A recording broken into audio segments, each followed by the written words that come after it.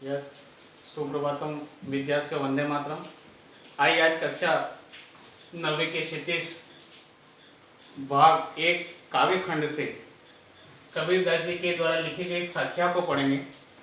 साखियाओं में प्रथम साखी को आज हम पढ़ने जा रहे हैं। पहले हम इस साखी का स्वस्त्रवाचन करेंगे और रसानुभूति करके सौंदर्यानुभूति करेंगे। तो पहले आइए हम कबीरदास जी के लिखी गई प्रथम साखी का स्वस्त्रवाचन करते हैं।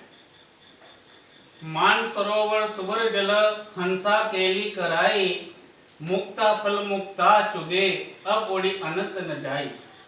पुनश्च एक बार मैं फिर इसका स्वस्त्रवाचन कर रहा हूं, देखिए इसको। मान सरोवर सुबर जल हंसा केली कराई, मुक्ता फल मुक्ता चुगे अब ओढ़ी अनंत न जाई। आइए अब हम पुनः इसका खंड विधि के माध्यम से इसका भाव समझने का प्रयास करते हैं। कबीरदास जी कहते हैं कि मान सरोवर सुबर जल। मान सरोवर यानी हिमालय में स्थित कैलाश पर्वत के पास में एक पवित्र तालाब है। वो सुबर यानी स्वच्छ जल से लबालब जल यानी उससे भरा हुआ है।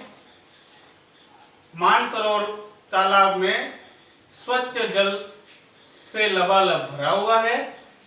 और हंसा केली कराई, हंसा यानी हंस, केली यानी क्रीड़ा करना, खेलना, विहार करना, घूमना, कराई यानी करते हैं। हंस उसमें क्रीड़ा करते हैं, घूमते हैं, विहार करते हैं, विहार करते हैं। मुक्ता फल मुक्ता चुगे अब ओढ़ी अनंत न जाई। मुक्ता फल यानी मोती, मुक्ता चुगे यानी उन मोतियों को चुगते हैं। उस तालाब के अंदर जो मोती हैं उसको चुगते हैं। अब ओढ़ी अनंत न जाई। अब यानी अब, ओढ़ी यानी उड़ना, अनंत यानी दूसरी जगह, न जाई या नहीं जाते। जब उनको वह मोती मिल रहे हैं चुगने के लिए, खेलने के लिए, वो स्वच्छ जल से भरा हुआ वातावरण उसको मिल रहा है, इसलिए वो हंस अब ओढ़ी अनंत न जाई। इसलिए हंस अब अन्यत्र नहीं जाना चाहते हैं। ये सामान्य अर्थ में एक तो ये अर्थ हुआ इसका। इसका जो निहितार्थ, इसका दूसरा जो भाव है अन्य अर्थ में, जो कबीरदास जी ने एक भक्त के रूप में कहा गया है कि एक भक्त है, उसका जो मन है वो पवित्र है, पवित्र भाव से भरा हुआ है। और मान सरोवर का मतलब वहां पे दूसरे अर्थ में निकलेगा पवित्र मन।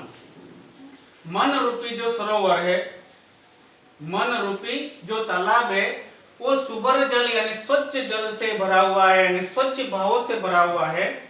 और उसमें हंसा केली कराई यानी हंसा, वहां पे हंस पक्षी थे, या हंसा यानी यहाँ पर शरीर में विद्यमान जीवात्मा को कहा गया, उस आत्मा को कहा गया, उस परमात्मा को कहा गया।